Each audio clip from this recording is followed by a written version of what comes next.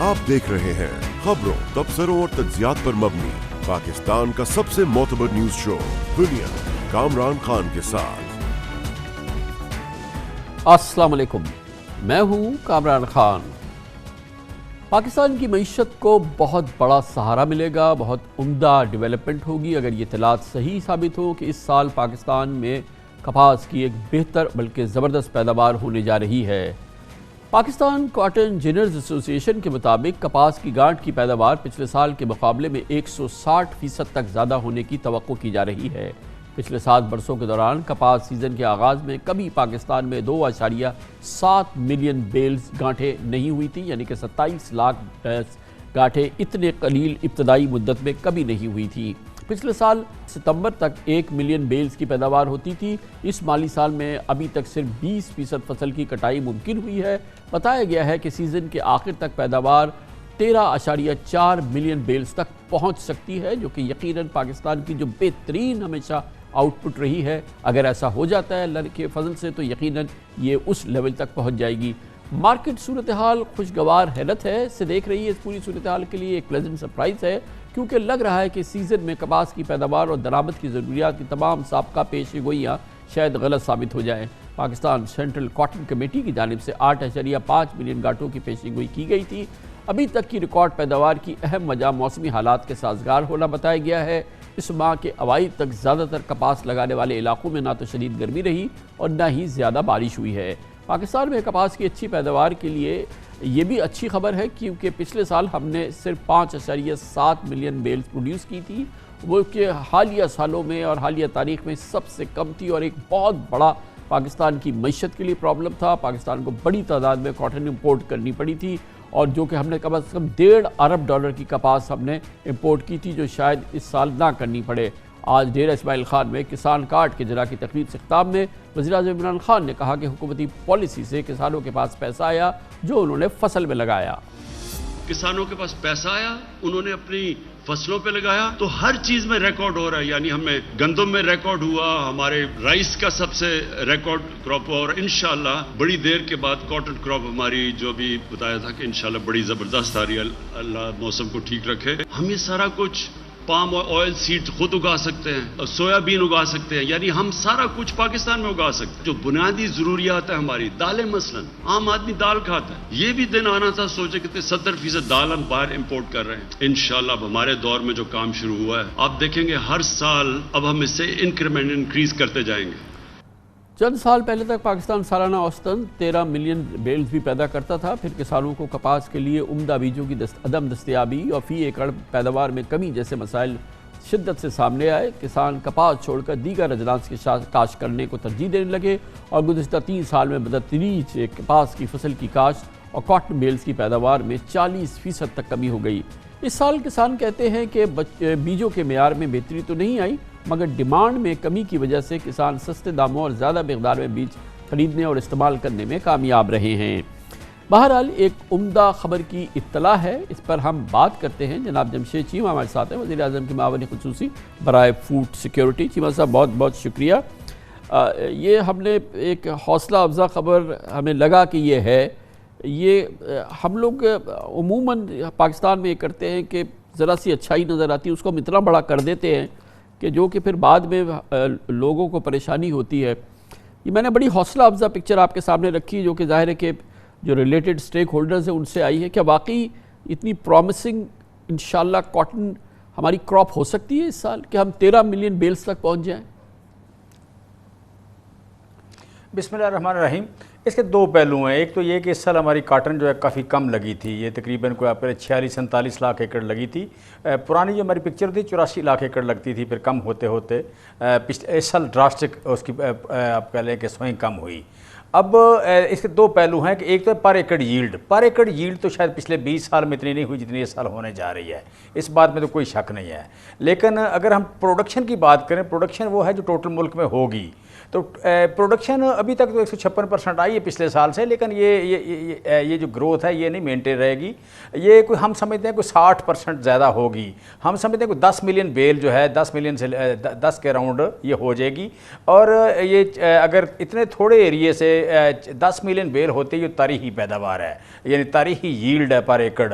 سو یہ کاٹن کی ریوائیول ہے جو فارمر ہمارا مایوس ہو رہا تھا کہ شاید کاٹن اگانا یہاں ممکن نہیں رہا یا مشکل ہو گیا ہے. تو اس سال حکومت پاکستان نے 3 بڑے امپارٹنٹ کام کیے. سیڈ میں سبسڈی دی, وائٹ فلائی کے پروڈکٹ میں سبسڈی دی, پنک بالوم میں سبسڈی دی, اور فرٹیلائزر جو یوز ہونی تھی اس پہ کاٹن پہ اس پہ سبسڈی دی. نارملی لوگ فاسفورس یوز کم کرتے تھے, پوٹاش کا یوز استعمال کم کرتے تھے, ان دونوں پہ گورنمنٹ نے سبسڈی دی.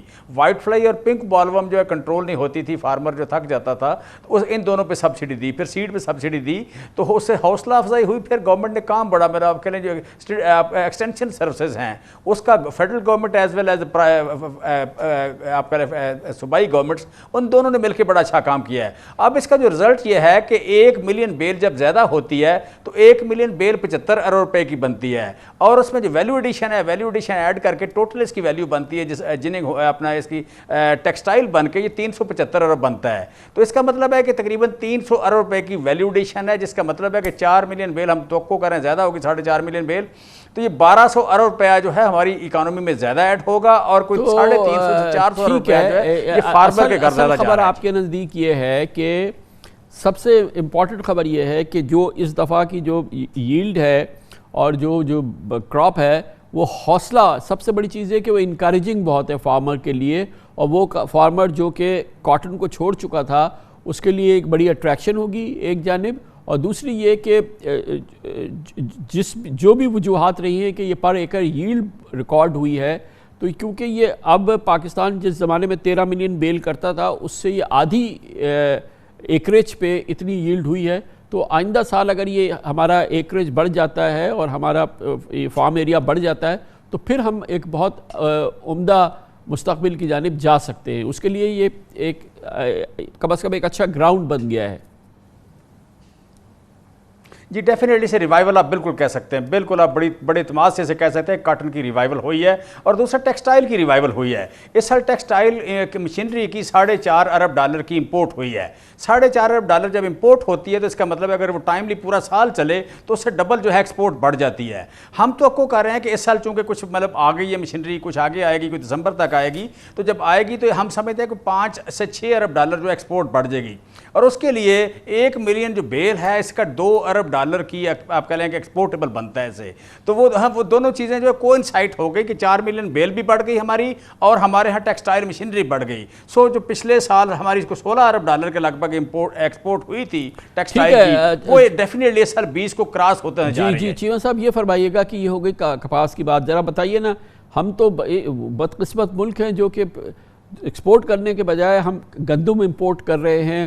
ذرا ہمیں گندم کی صورتحال بتائیے, پھر ہمیں یہ بتائیے کہ ہمارے گنے کی کیا صورتحال ہے, کیونکہ ہم چینی بھی امپورٹ کرنے لگے ہیں, چاول کی کیا صورتحال ہے, ان فصلوں کا کیا کیفیت ہے.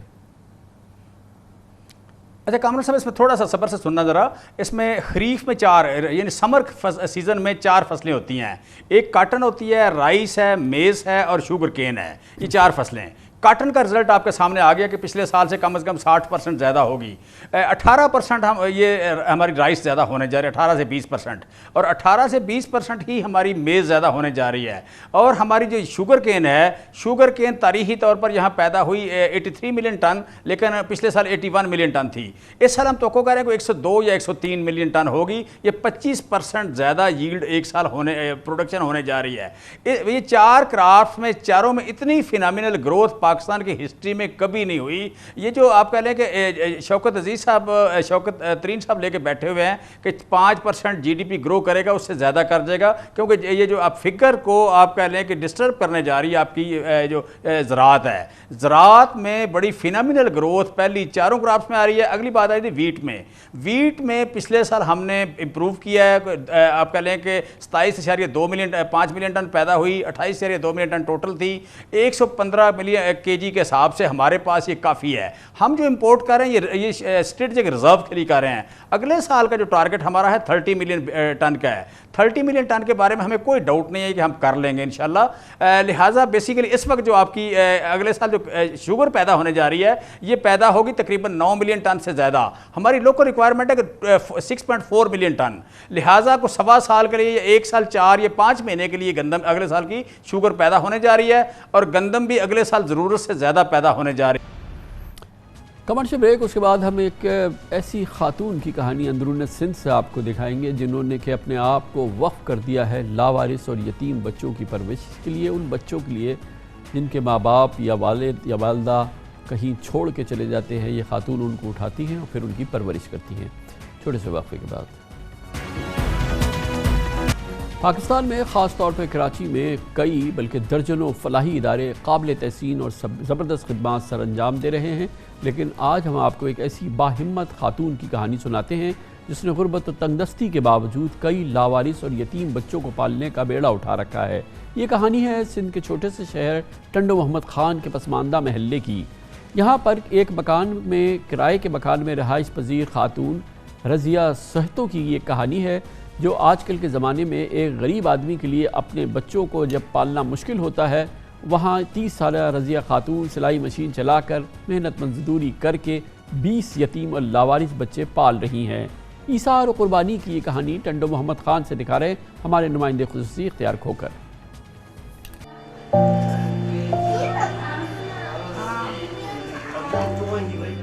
سندھ کے شہر ٹنڈو محمد خان کے پیر محلے کی تنگ گلیوں میں رہائش پذیر انٹر پاس نوجوان خاتون رضیہ سہتو 20 لاوارث بچوں کی ماں بن گئی ہیں۔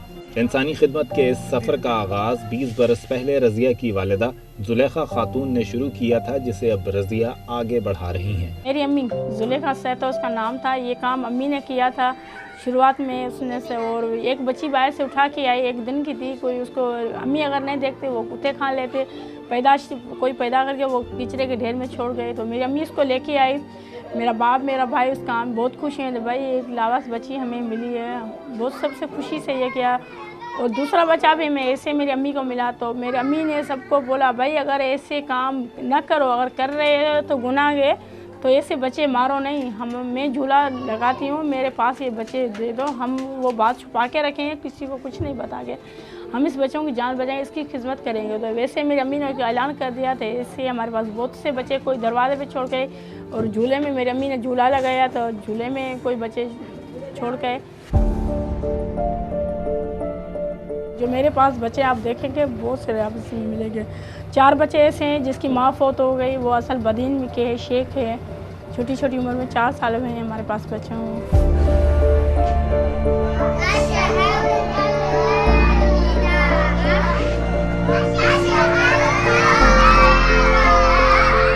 اور بچے وہ بھی آتے ہیں جو نہیں سنبھال سکتے ہیں، جس کی ماں فوت ہو گئی تو باپ زندہ ہے، کوئی اس کے پاس باپ نہیں ہے تو ماں ہے، وہ بچے مجھے آپ اس کو پڑھاؤ، رہائش رکھ لو، میں نے کہا دے دو۔ مجھے یاد ہے امی نے بولا تھا، میں گئی ہوں اعجاز شاہ بخاری کے پاس، میری امی گئی تھی تو بھائی میرے پاس ادارہ ہے، میری تھوڑی سی ہیلپ کرو، تو ہمارے پاس یعنی امی نے ایم پی کسی نے ہمیں کی کوئی مدد نہیں کی، تو امی نے خود خدمت کی اور چندہ لے کے آئی لوگوں سے، کہاں گاؤں میں جاتی تھی، کہاں سے کنک لے کے آتی تھی، یا کہاں آفیسر کے پاس جاتی تھی، کوئی چیزیں وغیرہ لگے تھے ایسے۔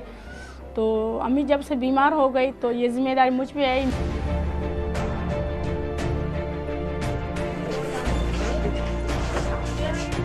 یہ ہمارا گھر کرائے پہ ہے، اور آپ نے خود دیکھا اتنے ماشاءاللہ بڑی فیملی ہے، زیادہ بچے ہیں، لیکن چھوٹا گھر ہے، میرے لیے بہت بڑا ہے، ایسی بات نہیں ہے، ہمارا دل بڑا ہے، ایمان ہے تو اللہ پاک نے سب کچھ ہے، ایسی بات نہیں ہے۔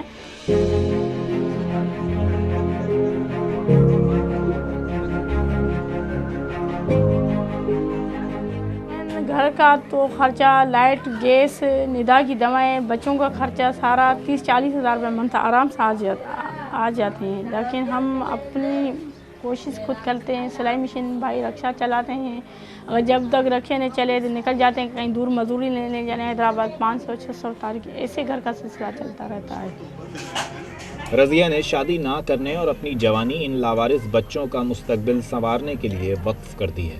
رضیہ کی نسبت اس لیے ٹوٹ گئی کیونکہ سسرال نے اپاہج اور لاوارث بچوں کی ذمہ داری سے دستبردار ہونے کی شرط رکھی تھی۔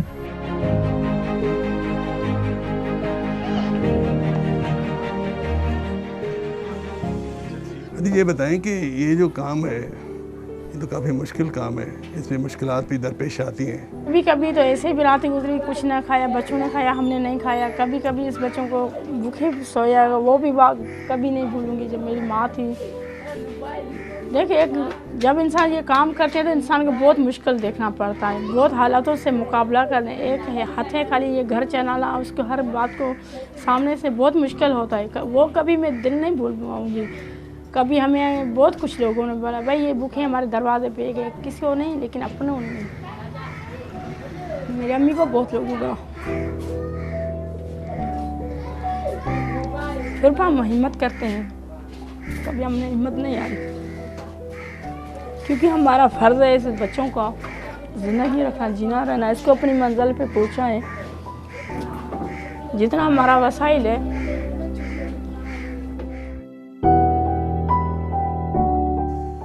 दूसरों का दर्द तन्हा बांटने वाली कौम की इस बेटी ने साबित कर दिया कि इरादे मजबूत हों तो मुश्किलें हार जाती हैं। हुकूमत और मुखय्यर हजरात रज़िया की ढारस बन जाएं तो ये हाथ हज़ारों बेसहारों का सहारा बन सकते हैं।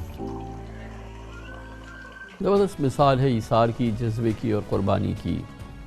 कमर्शियल ब्रेक, इस दौरान न्यूज़ हेडलाइंस देखें, इसके बाद हम अपने प्रोग्राम के बाकी हिस्से के साथ वापस आते हैं। आप देख रहे हैं खबरों, तबसरों और तज्जियात पर मबनी पाकिस्तान का सबसे मोतबर न्यूज शो दुनिया, कामरान खान के साथ। चेयरमैन नैब जस्टिस रिटायर्ड जावेद इकबाल की 4 साला मुद्दत मुलाजमत खत्म होने में अब 2 हफ्ते रह गए हैं। 8 अक्टूबर को उनके ओहदे की मुद्दत मुकम्मल हो जाएगी। फिलहाल हुकूमत ने जस्टिस जावेद इकबाल की मुद्दत में तोसी या नए चेयरमैन की तकर्रुरी का बज़ाहिर कोई हतमी फैसला नहीं किया है, लेकिन बादियों नज़र में वज़ीर आज़म इमरान खान के पास सदारती ऑर्डिनेंस का बज़ाहिर नाकाबिल शिकस्त रास्ता मौजूद है। वज़ीर आज़म इमरान खान की जानिब से इस वक्त जो सुकून है या खामोशी है, उससे लगता है कि हुकूमत जस्टिस जावेद इकबाल को ही चेयरमैन नैब के ओहदे पर बरकरार रखना चाहती है। इस अहम ओहदे की मुद्दत पूरी होने का मामला सबसे पहले हमने इस प्रोग्राम में उठाया था। वफाकी वज़ीर कानून बैरिस्टर फ़ारूक नसीम ने पिछले हफ्ते हमें इंटरव्यू में बताया था कि जस्टिस जावेद इकबाल की परफॉर्मेंस अच्छी है, इसलिए ये एक बहुत मजबूत उम्मीदवार हैं। 8 अक्टूबर को इनका टेन्योर ख़त्म हो रहा है और इन्होंने फ्रेंकली स्पीकिंग बड़ी ईमानदारी से अपना काम किया है। कोई इनकी इंटेग्रिटी पे कोई बात नहीं कर सकता, चाहे कुछ भी कहे। हुकूमत के हल्कों में ये डिस्कशन ज़रूर है, और क्योंकि इनकी परफॉर्मेंस बड़ी अच्छी है जस्टिस जावेद इकबाल की, इन द सेंस के अपराइट आदमी है, कोई ऐसी चीज़ नहीं है। ये एक डिस्कशन है गवर्नमेंट में, प्राइम मिनिस्टर के दरमियान, मेरे दरमियान और जो दूसरे स्टेक होल्डर्स हैं। बहुत जल्द एक लाहे अमल इख्तियार किया जाएगा कि क्या करना है, इनको करना है, किसी और को करना है, वगैरह वगैरह। ये ऑप्शंस सारे मौजूद हैं गवर्नमेंट के पास, लेकिन ऑब्वियसली ये भी एक स्ट्रॉन्ग कैंडिडेट हैं क्योंकि इनकी परफॉर्मेंस बड़ी अच्छी है और अपराइट आदमी है। नैब ऑर्डिनेंस के सेक्शन 6 के तहत चेयरमैन नैब की 4 साला मुद्दत नाकाबिल तौसी है, और इस नए चेयरमैन के नैब की तैनाती के लिए वज़ीर आज़म और कायदे हिज़्ब इख्तिलाफ की कंसल्टेशन भी ज़रूरी है। लेकिन लगता यह है कि हुकूमत ने इस मामले को बिल्कुल रद्द कर दिया है, क्योंकि अपोजिशन लीडर जनाब शहबाज शरीफ खुद नैब केसेस में मुलजिम हैं, इसलिए हुकूमत उनसे मुशावरत को खातिर में नहीं लाने का इरादा रखती है। हुकूमत ने वाज़े तौर पे कह दिया है कि उसका शहबाज शरीफ से मुशावरत का कोई इरादा नहीं।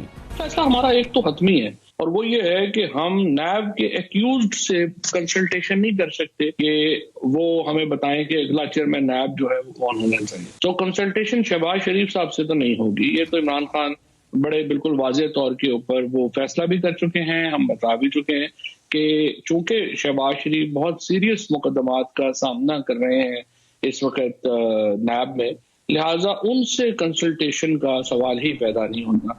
सदारती ऑर्डिनेंस के ज़रिए अपोजिशन लीडर से मुशावरत और नाकाबिल तौसी की शर्त भी ख़त्म की जा सकती है, लेकिन लगता है कि सदारती ऑर्डिनेंस के ज़रिए जस्टिस जावेद इकबाल को ओहदे पर तौसी दी जाएगी, क्योंकि ऑर्डिनेंस अगर पार्लियामेंट से मंजूर नहीं भी हुआ तो भी ऑर्डिनेंस के तहत होने वाली तकरीरी को आइन की शेख 264 के तहत कानूनी प्रोटेक्शन हासिल है। यानी ऑर्डिनेंस कलअदम हो सकता है मगर उसके तहत होने वाली तकरीरी ख़त्म नहीं होगी। जैसा कि एक ताज़ा तरीन मिसाल मौजूद है कि इस साल 15 फरवरी को सदारती ऑर्डिनेंस के ज़रिए प्रोसिक्यूटर जनरल नैब सैयद असगर हैदर की मुद्दत मुलाजमत में 3 साल की तौसी की गई थी।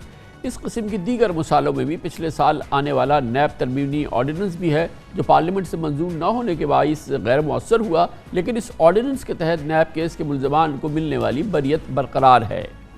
अहम कानूनी और आइनी सवाल यह है कि क्या चेयरमैन नैब की मुद्दत मुलाजमत तौसी के लिए आने वाला मुमकिन सदारती ऑर्डिनेंस आला अदलिया में चैलेंज भी हो सकता है या नहीं। پہلے والے چیئرمین نیب کو آپ اگر فریش ٹرم دیتے ہیں، ان کی ری اپوائنٹمنٹ کرتے ہیں، تو اس کے لیے بھی کنسنسس ضروری ہے۔ یہ کہنا کہ کنسنسس کو ختم کیا جا سکتا ہے، وہ ہرگز نہیں کیا جا سکتا۔ اور اگر ایک فرد واحد کے لیے یہ فیصلہ کیا گیا ہے کہ اس کنسنسس اورینٹڈ ڈیسیژن میکنگ، جو کہ لفظ کنسلٹیشن کے ساتھ جس کا مطلب ہے میننگ فل کنسلٹیشن، اگر اس کو ختم کیا جا رہا ہے صرف ایک فرد واحد کے لیے، تو پھر اس طرح کی جو لیجسلیشن ہے وہ ڈسکریمنیٹری لیجسلیشن ہوگی اور it will be hit by article 25۔ Courts definitely اس کو اسٹرائک ڈاؤن کر دیں گے۔ 2011 میں بھی یہ ایشو آیا تھا جسٹس دیدار حسین شاہ کے اپائنٹمنٹ پر۔ کنسلٹیشن کو سپریم کورٹ نے بڑی امپورٹنس دی تھی اور یہ کہا تھا کہ پرپز فل کنسلٹیشن ہونی چاہیے لیڈر آف دی اپوزیشن سے۔ اب یہ لا ہے، وہ لا کو تو اوائڈ کر نہیں سکتے اور آخری اسٹیج پر آ کے قانون کو تبدیل کرنا بدنیتی پر منحصر ہوگا۔ ون پرسن اورینٹڈ لیجسلیشن کرنا چاہتے ہیں۔ اب یہ جو چینجز کریں گے وہ میں سمجھتا ہوں میلافائڈ ان لا کے زمرے میں آئے گا اور وہ چیلنج ہوگا اور اسٹرک ڈاؤن ہوگا قانون۔ ایک شخصیت کی خاطر آخری لمحے پہ اس انداز میں کرنا، یہ 25 کی بھی وائلیشن ہے آرٹیکل کی، اور آرٹیکل 4 کی بھی وائلیشن ہے۔ تو عدالتیں اس صورتحال میں اس کو میں سمجھتی ہوں کہ ریویو کرنے میں اسٹرائک ڈاؤن کرنے کا امکان زیادہ پیدا ہوگا۔ گویا کہ قانونی ماہرین کے نزدیک اس قانون کو اور اس فیصلے کو اگر یہ حکومت فیصلہ کرتی ہے یہ عدالت میں پہنچے گا، اور عدالتیں غالب امکان یہ ہے کہ اس کو اسٹرائک ڈاؤن کر دیں گی۔ قانونی تضادات اور پیچیدگیاں تو اپنی جگہ ہیں، لیکن یہ حقیقت ہے کہ جسٹس جاوید اقبال کی نیب لیڈرشپ آزمودہ ہے، جبکہ نیب کی موجودہ ٹیم اور قیادت ایک صفحے پر ہے۔ پرسوں نیب نے اپنی پریس ریلیز میں لکھا تھا کہ قومی احتساب بیورو کے chairman justice retired Javed Iqbal کی لازوال قیادت میں نیب نے نہ صرف متعدد سنگ میل عبور کیے بلکہ گزشتہ 4 سالوں کے دوران 538 ارب روپیوں کی ریکوری بھی کی ہے۔ کہا جا رہا ہے کہ جسٹس جاوید اقبال کی موجودگی میں چیئرمین نیب کے لیے نئی شخصیت ڈھونڈنے کی جھنجھٹ نہیں ہوگی۔ 76 سال کی عمر کے باوجود ان کو کام کرنے کی اور ان کی ذہنی اور جسمانی صلاحیت کے حوالے سے کہا گیا ہے کہ وہ بہت بہتر ہے اور وہ 80 سال کی عمر تک فرائض انجام دے سکتے ہیں۔ پی ٹی آئی حکومت کو اس سلسلے میں پیپلز پارٹی اور آصف زرداری کی خاموش رضامندی بھی حاصل ہے، یہ ہمیں انتہائی اہم معتبر ذرائع کہتے ہیں۔ دلچسپ بات یہ ہے کہ 2017 میں بھی جسٹس جاوید اقبال کا نام پیپلز پارٹی نے ہی پیش کیا تھا۔ سابق وزیر اعظم شاہد خاقان عباسی اور سابق قائد حزب اختلاف خورشید شاہ نے اس نامزدگی پر اتفاق کیا تھا۔ تاہم اب مسلم لیگ نون جسٹس جاوید اقبال کی توسیع یا نئی تقرری کی مخالف ہے۔ قانون واضح ہے کہ توسیع نہیں ہو سکتی۔ آرڈیننس کے ذریعے بدنیتی پر مبنی آپ قوانین میں تبدیلی نہیں کر سکتے۔ اپنے من مانی کے لوگوں کو جو آپ کی باتیں سنتے ہوں وہ چیئرمین نیب پاکستان کو قبول نہیں ہے۔ اگر بدنیتی پر مبنی انہوں نے کوشش کی کہ اس اندھے چیئرمین نیب کو رکھا جائے تو انشاءاللہ سپریم کورٹ تک جائیں گے اور اس خرابی سے پاکستان کی جان چھڑائیں گے۔ اب ہم سن رہے ہیں کہ چیئرمین نیب کو توسیع دینے کا آرڈیننس جاری کیا جائے گا۔ ہم کسی ایسے آرڈیننس کو تسلیم نہیں کریں گے اور اسے چیلنج کریں گے۔ پتہ نہیں کون سی پرفارمنس کی بات کر رہے ہیں۔ جو نیب نے کیسز کیے تھے اپوزیشن جماعتوں پر، جو ڈیٹیل ججمنٹس آئی ہیں سپریم کورٹ کی اور ویریس ہائی کورٹس کی، جس میں نیب کو ڈائریکٹلی تنقید کا نشانہ بنایا گیا ہے۔ اس وقت پی ایم ایل این کا کوئی بندہ اندر بند نہیں ہے نا۔ سارے کیسز، کتنے کیسز ہوئے تھے، کیا ہوا، ہر ایک کی ڈیٹیل ججمنٹ پڑھ لیں، اور پرفارمنس بڑی زبردست ہے۔ شرمندگی ہونی چاہیے نیب کو 3 سال کے بعد۔ جاوید اقبال صاحب تو چھوڑ کے خود بخود چلے جائیں۔ یہ یاد رکھیے گا کہ یہ گھن گرج چیئرمین نیب کی ایکسٹینشن کے حوالے سے آپ کو مسلم لیگ نون کی جانب سے نظر آئے گی، مگر پیپلز پارٹی کی جانب سے نہ نظر آئی ہے اور نہ ہی اس انداز کی نظر آئے گی۔ کچھ شاید بیانات آپ کو دیکھنے میں ملے، مگر پیپلز پارٹی خاص طور پہ جناب آصف علی زرداری، جناب جسٹس جاوید اقبال کی ایکسٹینشن کے حامی ہیں اور اس کے اثرات بھی وہ گن رہے ہیں اور جو دیکھنے والے ہیں وہ دیکھ سکتے ہیں۔ نیب میں پیپلز پارٹی ریلیٹڈ معاملات، کئی دوسرے معاملات، ہماری اطلاعات کے مطابق کئی ایک اہم معاملات آؤٹ آف کورٹ سیٹلمنٹ کی جانب بھی بڑھ رہے ہیں۔ یہ بھی بہت اہم بات ہے کہ حالیہ دنوں میں جب پروسیکیوٹر جنرل نیب جناب جسٹس اصغر حیدر کی ایکسٹینشن ہوئی تو پیپلز پارٹی نے مکمل خاموشی اختیار کی ہے۔ اس حوالے سے بھی معاملات کو دیکھنا بہت ضروری ہے۔ بہت دلچسپی سے دیکھا گیا کہ جب حالیہ دنوں میں کراچی میں ایک نیب عدالت نے پیپلز پارٹی کے مشہور زمانہ شرجیل میمن کو باہر جانے کی اجازت دی کہ وہ اپنی بیٹی سے امریکہ میں مل سکیں، تو نہ صرف یہ کہ وہ آرام سے چلے گئے، کسی قسم کی ان کی رکاوٹ سامنے نہیں آئی، نہ ای سی ایل سامنے آیا، نہ نیب سامنے آیا، اور شرجیل میمن جو کہ نیب کے ریفرنس میں بھی مطلوب ہیں، کئی دوسرے معاملات میں بھی مطلوب ہیں، وہ امریکہ چلے گئے۔ اور بھی پیپلز پارٹی کے سے منسلک معاملات کو اگر آپ غور سے دیکھیں تو آپ کو اس میں بڑی دلچسپ کیفیت نظر آئے گی. یاد رکھیں کہ اب جبکہ جناب جسٹس ریٹائرڈ جاوید اقبال کی ایکسٹینشن ہوگی, پیپلز پارٹی کی خاموش یا اعلانیہ رضامندی آپ کو نظر آئے گی, اور یہ بڑی دلچسپ ڈیولپمنٹ ہے جو کہ ہونے جا رہی ہے. یقیناً اس کے اثرات بھی آپ دیکھیں گے اور نیب کے کیسز میں نظر آئیں گے.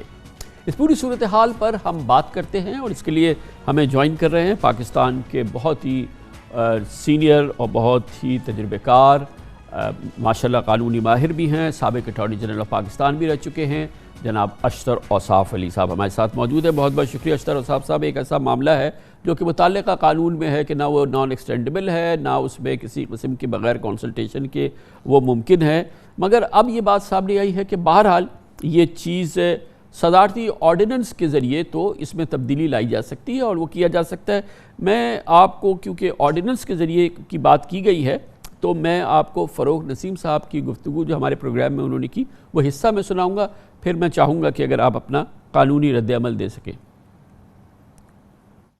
قانون میں تبدیلی کا ذریعہ ہے وہ یقیناً پارلیمنٹ کے ذریعے ہی ہو سکتا ہے, آرڈیننس سے بھی ہو سکتا ہے, کیونکہ دیکھیے 18ویں ترمیم میں نے نہیں بنائی. 18ویں ترمیم جن حضرات نے بنائی, پیپلز پارٹی نے بنائی, نواز شریف صاحب نے بنائی, انہوں نے آرٹیکل 89 کو مروج رکھا. آرٹیکل 89 ہے آرڈیننس, تو ڈیلیٹ کر دیتے.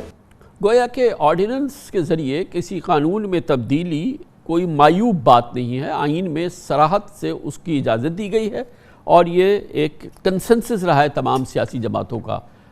اشرف صاحب.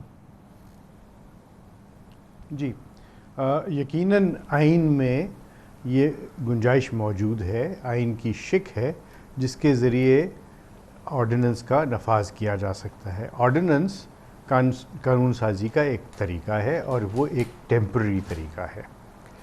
جہاں تک آرڈیننس کے ذریعے قانون سازی کی بات ہے, اس پہ ایک دفعہ نہیں بارہا یہ کہا گیا کہ اس کے لیے 3-4 باتیں بہت ضروری ہیں کہ وہ موجود ہوں تو پھر آرڈیننس کے ذریعے قانون سازی کی جا سکتی ہے.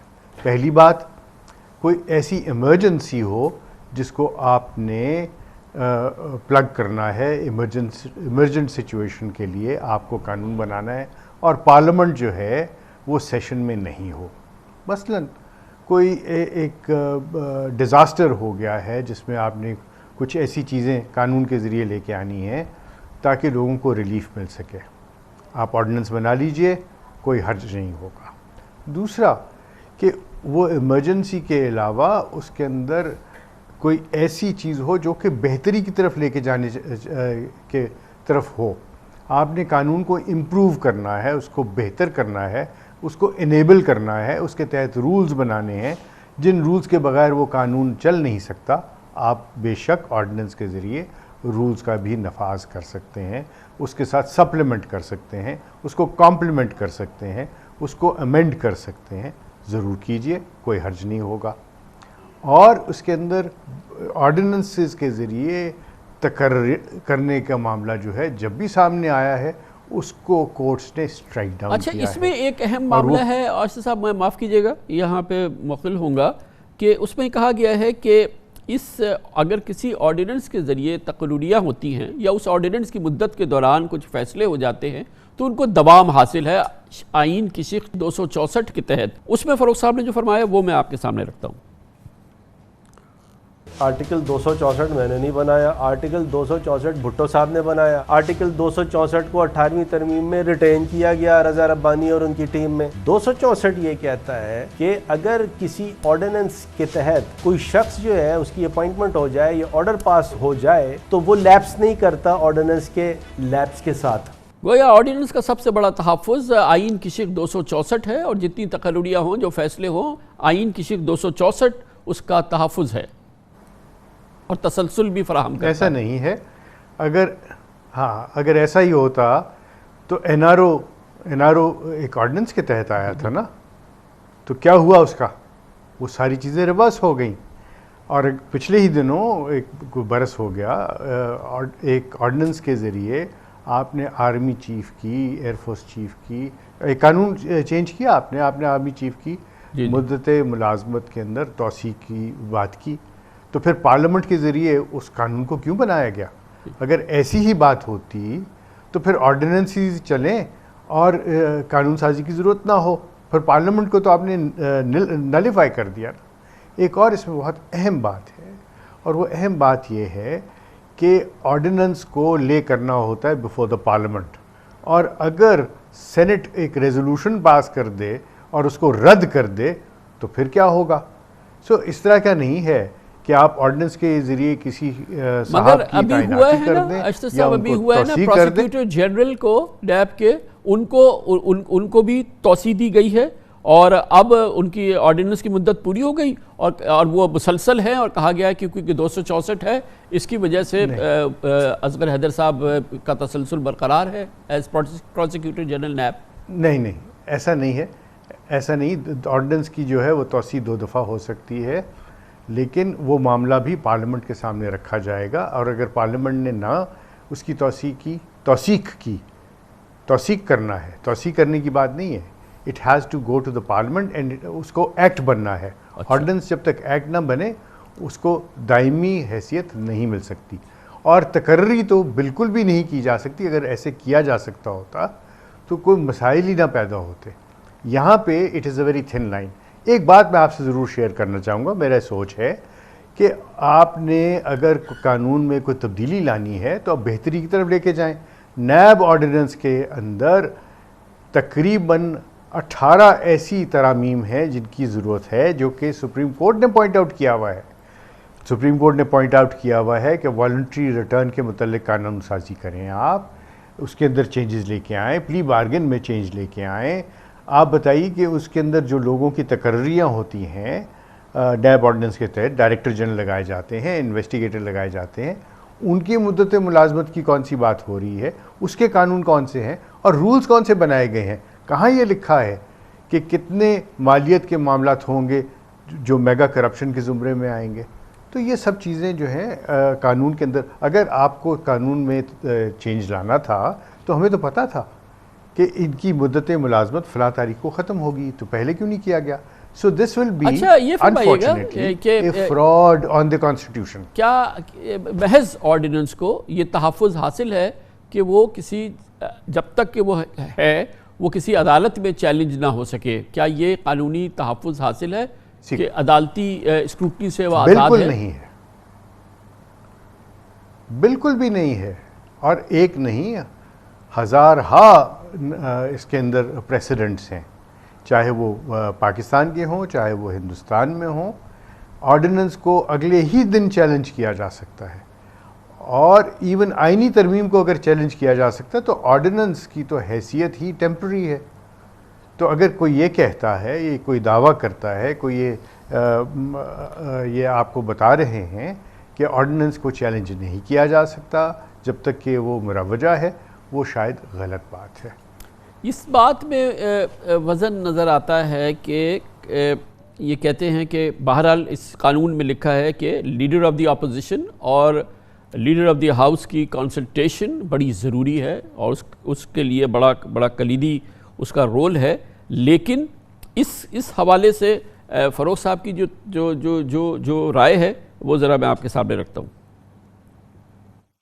ایسا نہیں ہے کہ بائی کنسنٹ، جیسے الیکشن کمیشن کی جو اپوائنٹمنٹس ہیں وہ تو کنسنٹ سے ہوتی ہیں، یہاں کنسنٹ نہیں ہے، یہاں ہے کنسلٹیشن۔ تو وہ کنسلٹیشن پوری ہونی چاہیے، یعنی عمران خان صاحب میں اور شہباز شریف صاحب میں پوری بھرپور کنسلٹیشن ہونی چاہیے، جس کے بارے میں سپریم کورٹ ایک نہیں متعدد فیصلے دے چکی ہے کہ کنسلٹیشن کا کہ پیرامیٹرز کیا ہوں گے۔ تو ایک تو وہ کنسلٹیشن بھرپور ہونی چاہیے، اور اس میں ایک پہلو بڑھایا گیا ہے حکومت کی جانب سے کہ کیونکہ لیڈر آف دی اپوزیشن خود ملزم ہیں نیب کے، ان کے خلاف سنگین الزامات ہیں، ریفرنس ہے، تو ان سے تو کس طرح سے کنسلٹیشن کریں گے پرائم منسٹر، کیونکہ وہ تو خود نیب کے ملزم ہیں، وہ اس بات کے اہل ہی نہیں ہیں کہ وہ چیئرمین نیب کے حوالے سے ان سے گفتگو ہو۔ ان کی اہلیت اور نا اہل ہونے کی بات کہیں پہ بھی نہیں ہے کہ اگر کوئی ایکیوزڈ ہوگا تو وہ کنسلٹیشن کے ساتھ کنسلٹیشن نہیں ہو سکتی، تو یہ بات ہی غلط ہے۔ اور فروغ نسیم صاحب نے یہ بات تو کہی نہیں، یہ تو ایک اور وزیر صاحب نے کہا کہ وہ کنسلٹیشن نہیں ہو سکتی because he is an accused, the leader of the opposition is accused. یاد رکھیے leader prime minister leader of the house के तौर पे कंसल्टेशन करते हैं, और शहबाज शरीफ ज़ाती हैसियत में नहीं होंगे, वो लीडर ऑफ द ऑपोजिशन की हैसियत में होंगे। So the opposition is to be consulted, और वो मीनिंगफुल कंसल्टेशन, पर्पसफुल कंसल्टेशन होनी चाहिए। वज़ीर आज़म का जो इस्तदलाल है, जो कि जिसकी तर्जुमानी वज़ीर इत्तलात ने की, वो इस्तदलाल गलत है, और उनको फ़रोग़ नसीम साहब की जो जय्यत किस्म है, जो बहुत ही मुस्तनद राय है, उस पर चलना चाहिए। और वो राय है कि कंसल्टेशन ज़रूर करें, मीनिंगफुल करें, पर्पसफुल करें, और उसके बग़ैर कोई भी तैनाती जो है वो गैर कानूनी होगी। और अगर कोई केस देखना है आपने, तो दीदार शाह साहब की जो अपॉइंटमेंट थी, उसके ऊपर सुप्रीम कोर्ट ने बड़ी सराहत के साथ ये सारी बात तय कर दी। गोया के इसमें अब एक बहुत ही इन वेटिंग है, बड़ी एक एक्सटेंसिव जुडिशल ओवरसाइट और स्क्रूटनी, जब ये मामला अगर ऑर्डिनेंस की सूरत में तौसी मिल जाती है, क्योंकि बहरहाल हमने देखा है कि परफॉर्मेंस नैब की रिकवरीज़, ये वो कई मामलात बहुत उम्दा हैं, fake bank account, money laundering cases वगैरह बहुत ही उसमें बड़ी काम हुआ है। लेकिन उसके साथ साथ ये बात भी है अपनी जगह कि जो अदालती रिमार्क्स, ऑब्जर्वेशंस, फैसलों में जो अक्कासी होती रही है नैब की परफॉर्मेंस के हवाले से, बहुत संगीन ऑब्जर्वेशंस रही हैं अदालत की। तो ये मामला अदालती आपके ख्याल में ओवरसाइट और स्क्रूटनी के बगैर तो थ्रू नहीं हो पाएगा किसी भी सूरत में? जो ख्याल ये था कि ये शायद तहफ़्फ़ुज़ है और अदालत इसको देखेगी ही नहीं। देखिए, जहाँ तक किसी इदारे की कारकर्दगी की बात है, तो वो उस इदारे की अपनी रिपोर्ट से अया नहीं होती, वो अया होती है जो बाय थर्ड पार्टीज़ के, ट्रांसपेरेंसी इंटरनेशनल है, सुप्रीम कोर्ट है, हाई कोर्ट है, जब वो इस इदारे की कारकर्दगी के बारे में बात करते हैं और उसके ऊपर रिव्यू दायर नहीं होता, तो फिर इसका यही मतलब है कि वो इदारा जो है वो सुप्रीम कोर्ट की उस ऑब्जर्वेशन से जो है उससे इख्तिलाफ नहीं करता। तो असल चीज़ जो टेस्ट है, जो कसौटी है, वो है सुप्रीम कोर्ट और हाई कोर्ट की फ़ैसले। और वहाँ पे जिस तरीके से इनका कारकर्दगी का पोस्टमार्टम किया गया है, वो मेरा नहीं ख्याल किसी इदारे को भी इस तरह की क्रिटिसिज्म का सामना करना पड़ा। और आपके सामने है कि कन्विक्शन रेट जो है वो मिनिस्कुअल है। जहाँ तक रिकवरी के बात है, तो रिकवरी जो है वो आपने ये भी देखना है कि उसकी कॉस्ट कितनी आई है।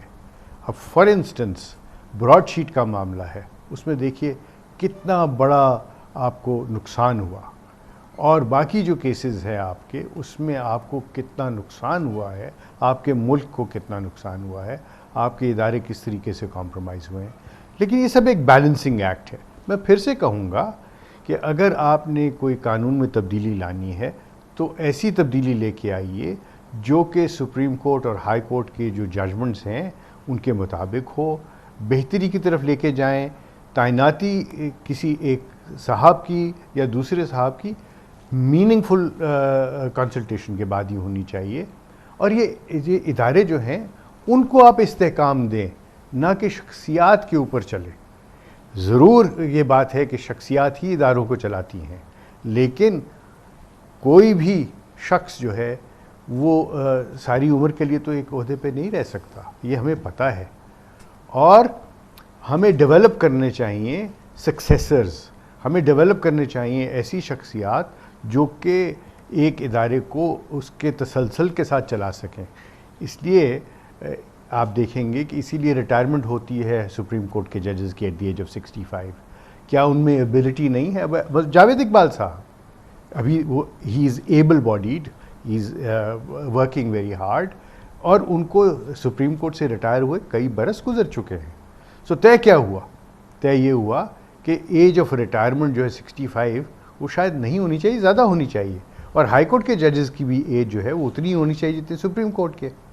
तो हम क्यों इन चीज़ों पर तवज्जो नहीं दे रहे और हम छोटी छोटी बातों के ऊपर उलझ के रह जाते हैं? बड़ी नवाजिश। बहुत बहुत शुक्रिया जनाब अशतर औसाफ अली, ممتاز سینئر قانوندان سابق اٹارنی جنرل پاکستان ہمارے ساتھ موجود تھے۔ کمرشل بریک، اس کے بعد ذکر کریں گے خارجہ پالیسی کے حوالے سے ایک مشکل پیچیدہ کیفیت ہے۔ پاکستان کی عالمی قوتوں کے ساتھ تسلی بخش تعلقات نہیں ہیں، مغرب سے امریکہ سے تو تعلقات کشیدہ ہیں، چین کے ساتھ بھی سرد مہری ہے، اور چاہے ظاہری طور پہ کچھ بھی نظر آئے تو یہ ایک مشکل کیفیت ہے۔ اس کی بات کرتے ہیں چھوٹے سے وقفے کے بعد۔ پاکستان کی جغرافیائی پوزیشن، اس کی اہمیت اپنی جگہ، مگر پاکستان کے موجودہ تعلقات عالمی قوتوں کے ساتھ کمزور دکھائی دے رہے ہیں اور اس میں پیچیدگی نظر آ رہی ہے۔ امریکہ اور اس کے مغربی اتحادی ہم سے ناراض ہیں، اس میں کوئی شک نہیں، جبکہ پاک چین تعلقات جو کہ ہمیشہ تشبیہ ان کو دی جاتی ہے ہمالیہ سے اونچے ہونے کی، اس میں بھی گرمجوشی میں ٹھہراؤ نظر آتا ہے۔ یقینی طور پہ لفظی اعتبار سے وہ گرمجوشی اپنی جگہ ہے، مگر عملی طور پہ مسائل ہیں۔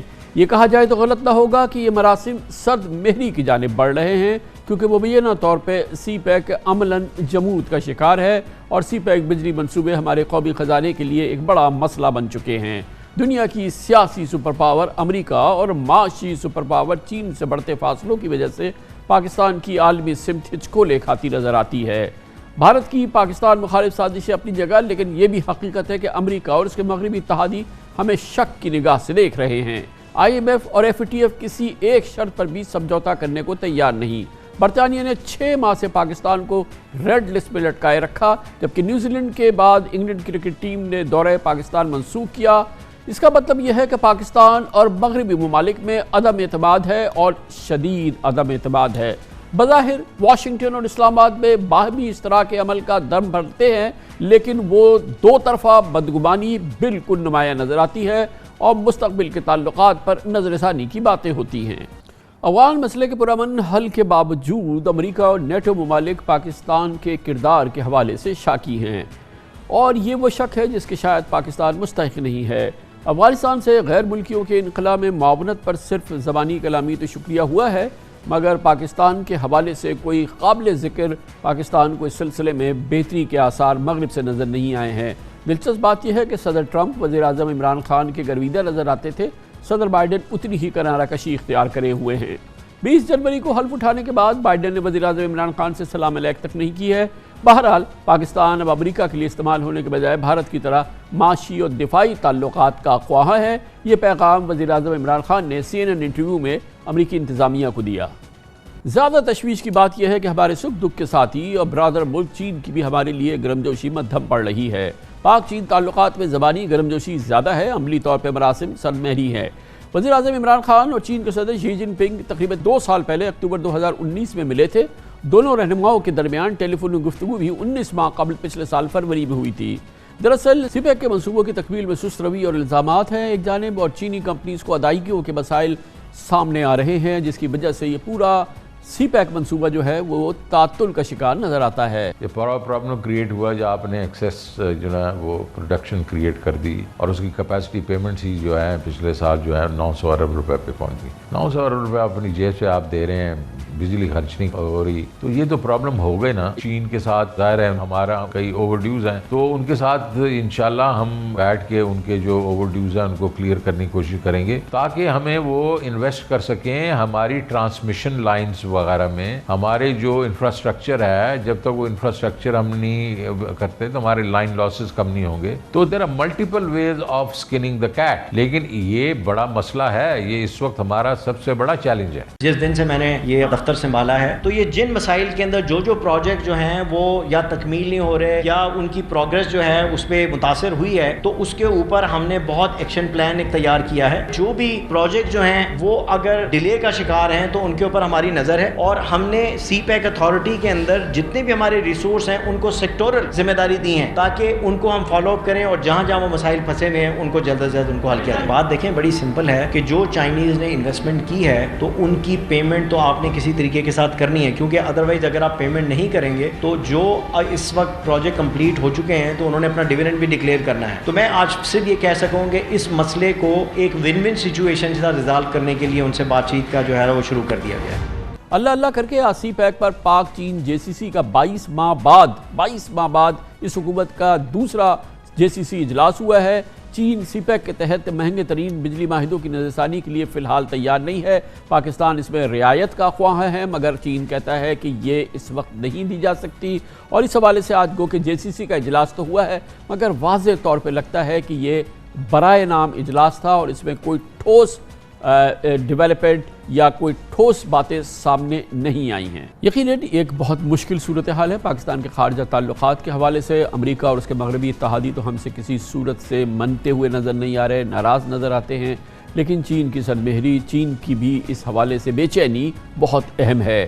اس پوری صورتحال پہ بات کرتے ہیں. پاکستان میں خارجہ امور کے مستند ایکسپرٹ اور ماہر، اس کے علاوہ مشاہد حسین سید صاحب چیئرمین ہیں سینٹ کی قائمہ کمیٹی برائے دفاع کی. بہت بہت شکریہ مشاہد صاحب، آپ نے ہمارے لیے وقت نکالا. یہ ایک بہت ہی سیریس سچویشن نظر آ رہی ہے کہ امریکہ تو ہم سے ناراض ہی تھا، مغربی اس کے جتنے مغربی اتحادی ہیں وہ بھی ہمارے ساتھ خوش نہیں ہے. چین سے ہم جتنی بھی بڑی باتیں کریں، لیکن چین کے پاکستان سے تعلقات میں جو سی پیک کی امپورٹنس ہے اور اس پورے حوالے سے ایک بے چینی ضرور ہے. یقیناً یہ ایک بہت مشکل صورتحال ہے. کیا آپ اس سے ایگری کریں گے اور اس کی وجہ کیا ہے؟ السلام علیکم کامران صاحب اور آپ کے ویئرز کو بڑا السلام علیکم. میں آپ کے ساتھ صرف جزوی طور پر متفق ہوں جو آپ نے تجزیہ دیا ہے، کیونکہ اس میں جو سرد مہری کا مسئلہ ہے پاکستان کی طرف سے ہو سکتا ہے، چین کی طرف سے نہیں ہے. چین کی طرف سے صرف بنیادی چیزیں دو ہیں. ایک ہے نمبر 1 سیکیورٹی، جس کا وعدہ ہم نے کیا تھا جب سی پیک شروع کیا تھا، اور اس کے باوجود آپ نے دیکھا کہ جولائی اگست میں 45 دن میں 3 حملے ہوئے چینی تنصیبات پر، چینی پروجیکٹس پر. داسو میں ہوا، گوادر میں ہوا، پھر کراچی میں ہوا. اور دوسرا ہے کہ جو ہم نے ایگریمنٹ سائن کیے تھے جس پر ہم نے سوورن گارنٹیز دی ہیں. اور یہ نہ بھولیں کہ چین اس وقت پاکستان انویسٹ کرنے آیا تھا جب کوئی ملک چاہے مغرب کا ہو یا مسلمان دنیا کا ہو پاکستان میں ایک پیسہ لگانے کو تیار نہیں تھا. چائنا نے ایک اعتماد کا ووٹ دیا پاکستان کے ریاست پر، پاکستان کے عوام کے روشن مستقبل پر. اور اس کی وجہ سے آپ دیکھیں کہ 1/3 آپ کی جو پاور سپلائی ہے وہ چائنا کے سی پیک پروجیکٹ سے آ رہی ہے. تو اس میں ہماری طرف سے جو نالائکی کہہ لیں، بیوروکریٹک ریڈ ٹیپ کہہ لیں، کوتاہیاں کہہ لیں ہیں، چائنا آپ کے ساتھ چٹان کی طرح کھڑا ہوا ہے. بالکل. ابھی جو کرونا وائرس کا ایشو ہوا، آپ کو یاد ہے پچھلے سال 60 فلائٹس آئیں چائنا سے 3 مہینے میں، 60 فلائٹس، ایک ایئر کوریڈور ہوا. 3.5 ملین انہوں نے آپ کو دیا ہے پینڈیمک کے لیے ویکسین. بالکل دیا ہے. کشمیر پر چٹان کی طرح کھڑا ہے، FATF پہ کھڑا ہے. چائنا کی طرف سے ایشو نہیں ہے، ایشو ہماری طرف سے اسٹریٹجک کلیئرٹی نہیں. کبھی ہم بائیڈن کے فون کا انتظار کرتے ہیں، کبھی ہم انتظار کرتے ہیں کہ شاید ہندوستان سے کوئی تعلقات بہتر ہوں گے. تو ہم اپنا فوکس کلیئر رکھیں کہ ہمارے مفادات کہاں ہیں. اس کے ساتھ ہی ساتھ مشاہد صاحب ظاہر ہے کہ کیونکہ ہم تو اوور آل بات کر رہے ہیں، لیکن ابھی کیونکہ چائنا کی آپ بات کر رہے ہیں وہ اپنی جگہ بالکل 100% صحیح ہے. لیکن جو ہم نے ایگریمنٹس کیے ہیں اس میں یقیناً چائنا کا کوئی قصور نہیں ہے. جو اسٹیٹ آف پاکستان نے ایگریمنٹس کیے وہ پاکستان کی آپ کو معلوم ہے جو بجلی کی ضرورت ہے اس سے کہیں زیادہ ہے، اور اس پہ اس کیپیسٹی پیمنٹس ہیں، یعنی کہ وہ بجلی ہم استعمال کریں گے نہیں کریں گے، ہمیں پیمنٹس کرنی ہے.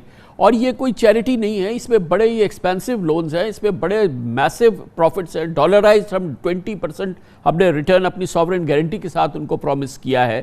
یقیناً نہیں دے پا رہے، لیکن دنیا کا ایک کامن اسٹوڈنٹ بھی اکاؤنٹنگ کا پاکستان کی بکس دیکھ کے کہہ سکتا ہے کہ پاکستان کے پاس نہیں ہے یہ پیمنٹس کرنے کی، اور وہ کسی بھی صورت میں وہ پیمنٹس نہیں کر سکتا کیونکہ یہ، اور اسی کی وجہ سے کیونکہ نہیں کر پا رہا تو اب ہم 3 ٹریلین سرکولر ڈیٹ کی جانب جا رہے ہیں. ہم چین کو کوشش کر رہے ہیں کہ وہ اس کو منائے، لیکن ٹھیک ہے وہ ہم ڈیفالٹ کر رہے ہیں، ہم پورا نہیں کر رہے، لیکن شاید وہاں پہ یہ اس بزنس میٹرز کے اندر اس قسم کی ایڈجسٹمنٹ کو وہ بالکل الاؤ نہیں کرتے. کامران صاحب یہ جو ایگریمنٹس ہوئے تھے یہ 1994 کی ہماری پالیسی بنی تھی IPPs کی، انڈیپینڈنٹ پاور پروڈیوسر کے ساتھ، چاہے وہ چینی ہو یا امریکن ہو یا عرب ہو یا انگلستان سے ہو. وہی پالیسی کے تحت، وہی ٹرمز اینڈ کنڈیشنز کے تحت ہم نے سی پیک میں وہ معاہدے کیے. چائنیز کی ایک بات ہے کہ چائنیز نے پاکستان کو کافی حد تک اس طرح ٹریٹ نہیں کیا جس طرح باقیوں کو ٹریٹ کرتے ہیں. انہوں نے آپ کے ساتھ گورنمنٹ ٹو گورنمنٹ ایگریمنٹ بھی کیا, گرانٹس بھی دیے, اور اب بھی جو میری اطلاعات ہیں کہ وہ ان چیزوں کو ڈسکس کرنے کو تیار ہیں ڈیفرڈ پیمنٹس کے لیے, اور وہ ڈیفرڈ پیمنٹس کو ایکسٹینڈ کرنے کے لیے تیار ہیں. تو اس قسم کا دباؤ نہیں, لیکن وہ دیکھنا چاہتے ہیں کہ پاکستان کی طرف سے سنجیدگی ہے, کنسسٹنسی ہے, اور ہم واقعی اس چیز کو آگے لے کے جانا چاہتے ہیں کہ نہیں. کیونکہ ماضی میں آپ کو پتہ ہے کچھ بیانات بھی آئے, کچھ غیر ذمہ دارانہ باتیں بھی کی گئی سی پیک کے بارے میں جو حقائق کے منافی تھیں, اور اب پھر خیر اب حکومت نے بھی ریلائز کیا کہ CPEC is the only game in town. آپ کو نہ مغرب سے انویسٹمنٹ آنی ہے اور تھوڑی بہت ہی اگر آنی ہے عرب سے شاید آ سکے, لیکن چائنا آپ کا مین پارٹنر ہے. یقیناً اس میں آپ کی بات میں کوئی شک نہیں ہے کہ ڈیفالٹ تو پاکستان کر رہا ہے. پاکستان نے یہ کیے, ان کو اس سے مطلب نہیں ہے. ان کی جو یہ چائنیز ڈیٹ ہے, چائنیز کمپنیز ہیں, ان کو آپ نے پرومس کیا تھا کہ ہم دیں گے. اب آپ نے اتنا پرومس کر لیا کہ جو آپ کی ضرورت سے ڈبل ہے وہ اب آپ جانے وہ جانے. لیکن ظاہر ہے کہ چائنا اس معاملے پہ کافی اپسیٹ ہے. اسی وجہ سے 2 سال جی سی سی نہیں ہوئی ہے, 3 سال میں 1 جی سی سی ہوئی ہے. تو یہ ایک بڑی مشکل صورتحال ہے. آج بھی جو ہوئی ہے وہ آپ دیکھ لیں کہ اس میں کوئی کانٹینٹ نظر نہیں آ رہا ہے. پھر سیکیورٹی کے معاملے بھی ہیں. اچھا, پاکستان کے لیے مسئلہ یہ ہے کہ یہ تو ہمارا ایک بڑا کرٹیکل ایلائی ہے, یہ بے چین ہو رہا ہے. دوسری جانب امریکہ ہو گیا, پورا ویسٹرن نیشنز ہو گئی, الائنس ہو گیا, وہ سارے بھی ہمارے ساتھ بہت زیادہ. تو ایک پاکستانی کی حیثیت سے یہ ایک بڑی اضطراب والی کیفیت ہے کہ نیوزی لینڈ جو ہے وہ کہتا ہے کہ جی کہ ہم آپ کا دورہ نہیں کریں گے, واپس جا رہے ہیں, ہمارے گھر پہ بیٹھا ہے, لیکن جو اس کے پاس انفارمیشن ہے وہ ہماری ایجنسی سے وہ شیئر کرنے کو تیار نہیں. It's a height of mistrust. میں سمجھتا ہوں کہ پاکستان کے لیے تو حالات آگے سے سازگار ہیں. دیکھیں جی کامران صاحب, کہ جو خطے میں مغرب نے وڈرا کیا ہے, امریکہ نے وڈرا کیا ہے, نیٹو ناکامی سے نکلا ہے, اب اس خطے کے فیصلے اس خطے کے ممالک کریں گے, جس میں خاص طور پہ پاکستان بھی ہے, چین بھی ہے, روس بھی ہے. اور آپ نے دیکھا جو میٹنگ ہوئی, تو اس حوالے سے ہماری جو کوارڈینیشن ہے, چاہے ترکی کے ساتھ آذربائیجان پر ہو, چاہے روس کے ساتھ سینٹرل ایشیا پر ہو, چاہے چین کے ساتھ افغانستان اور ایران کے حوالے سے ہو, ہمارے تو آپشنز کھل گئے ہیں. ہم اپنے خوف سے باہر نکلیں, ہمارے اوپر اسٹریٹجک کلیئرٹی ہونی چاہیے. اور جہاں تک چائنا کا تعلق ہے, چائنا پاکستان کے لیے ایکسٹرا مائل جانے کی وہ تیار ہے, کیونکہ وہ ڈیفرڈ پیمنٹس بھی آپ کو دے گا, لونز کو ڈیفر بھی کرے گا, اور کوئی تلوار نہیں لٹکائے گا کہ آپ ضروری یہی کام فوری طور پر کریں. کیونکہ چین کو پاکستان کی ضرورت ہے اس سچویشن میں, پاکستان کو چین کی ضرورت ہے, اور وہی مشترکہ طور پر ہم ہندوستان کے دباؤ کو بھی, چین کی وجہ سے وہ پیچھے ہٹا ہے ہندوستان, کیونکہ انہوں نے ہندوستان سے لڑائی کی پچھلے سال اور مارک پڑی. اور امریکہ جو ہے وہ آپ کو دیکھیں گے وہ ٹھیک ہے تنقید کرے گا, لیکن ان کی صلاحیت پاکستان پر دباؤ ڈالنے کی کم ہو گئی ہے. We are the only conduit for Washington to Kabul, اور اس وقت ہماری جو علاقائی صورتحال ہے وہ ہمارے حق میں جا رہی ہے. تو یہ آپ کا ٹیک بڑا سیٹسفیکٹری ہے کسی ایک پاکستانی کے لیے. میں صرف یہ جاننا چاہوں گا کہ اگر اس لیول کا ویسٹرن ڈسکنیکٹ جو ہے ہمارے ساتھ, تو اس ہمیں بادر نہیں ہونا چاہیے اس حوالے سے, یعنی کہ ایز اے پاکستانی, یا ہمارے جو گلوبل انٹرسٹ ہے اس لحاظ سے؟ نہیں, میں ویسٹرن نہیں کہوں گا, میں کہوں گا کہ یو ایس کو میں علیحدہ کروں گا, اور یورپ کو اور جو برٹن کو علیحدہ کروں گا. میرے خیال میں جو خود ان کی آپس میں ویسٹ میں تقسیم آئی ہے, یہ فرانس کے ایشو کے اوپر, سبمرینز کے ایشو پر, اور جو نیوزی لینڈ کا ایشو ہے وہ میں سمجھتا ہوں اس میں ہماری اپنی بھی کوتاہی تھی, ہماری اپنی بھی نالائکی تھی کہ ہم نے جو ٹیرر الرٹ پیش کیا اس کی وہ بنیاد بنا, وہ کوئی بڑی سازش نہیں تھی. میں ہر چیز کو سازش نہیں دیکھتا کہ وہ پیچھے سے کیا ہوا, ہماری اپنی بھی کوتاہیاں نالائکی ہیں کہ ہم ٹیرر الرٹس کو آرگنائز طریقے سے نہیں کرتے, ہماری کوارڈینیشن نہیں ہے ہمارے سسٹم میں, سیکیورٹی کا نظام ہمارا ناقص ہے, and we should accept that. ہماری intelligence security coordination federal government, civil military اور صوبائی گورنمنٹس میں اس طرح نہیں ہے, فول پروف ہونی چاہیے. تو اتنا کوئی ایسا حال نہیں ہے, آپ کے ساتھ ویسٹرن کنٹریز تیار ہیں. کویسچن یہ ہے کامران صاحب, ہم نے کوئی اسٹریٹجک انگیجمنٹ ابھی تک انٹرنیشنل ویسٹرن میڈیا سے نہیں کی, western parliaments, U S Congress, European parliament سے نہیں کی, انٹرنیشنل تھنک ٹینک سرکٹ میں نہیں کی. ہم آپس میں لڑائی میں مصروف ہیں. ہم اپنا موقف جو ریاست ہے وہ پیش کیسے کر رہی ہے, کوئی کر رہے ہیں ہم کس فورم پر کر رہے ہیں. بس ہم آپس میں سمجھتے ہیں کہ رونا دھونا رہ گیا ہے, ہاتھ ملتے رہتے ہیں, ڈیفینسو ہوتے ہیں. ایسی کوئی بات نہیں. We are in a strong position. ہم اپنا ہوم ورک ٹھیک کریں اور اپنا نالائکی کی طرف سے نہ کریں, پروفیشنلی ٹھیک کریں. اور it is not only of the government only, it has to be a whole of nation approach, جس میں پارلیمنٹ کا بڑا کلیدی کردار ہے. ہمیں لوگ آ کے ملتے ہیں پارلیمنٹ میں. پچھلے میں نے ابھی بریفنگ دی, کوئی 20 یورپین یونین کے ایمبیسڈرز تھے میرے پاس آئے, وہ کہتے ہیں ہمیں کوئی بات نہیں کرتا گورنمنٹ سے. تو گورنمنٹ کا مقصد ہے کہ وہ ہم سب پاکستان کا کیس پریزنٹ کرنے کو تیار ہیں اور کرتے رہتے ہیں اپنے طریقے سے, میڈیا پر بھی, پارلیمنٹ کے ساتھ بھی, اور لوگوں کے ساتھ بھی. لیکن گورنمنٹ کو ایک اسٹریٹجی کی ضرورت ہے اور ہر دفعہ ہر چیز کو ہم سازش نہ دیکھیں. We have options and we are in a good position, ماشاءاللہ. اوکے گریٹ, ماشاءاللہ. تھینک یو سو مچ, بہت بہت شکریہ. مشاہد حسین سید ہمارے ساتھ موجود تھے. کمر سے بریک, اس کے بعد ذکر کریں گے. پنجاب سے ایک بار پھر خبر آئی ہے کہ جعلی ویکسینیشن سرٹیفکیٹ ایشو ہوئے ہیں. اس دفعہ نواز شریف کے نام سے ایشو ہو چکا ہے. وہ آپ کو بتاتے ہیں چھوٹے سے وقت کے بعد.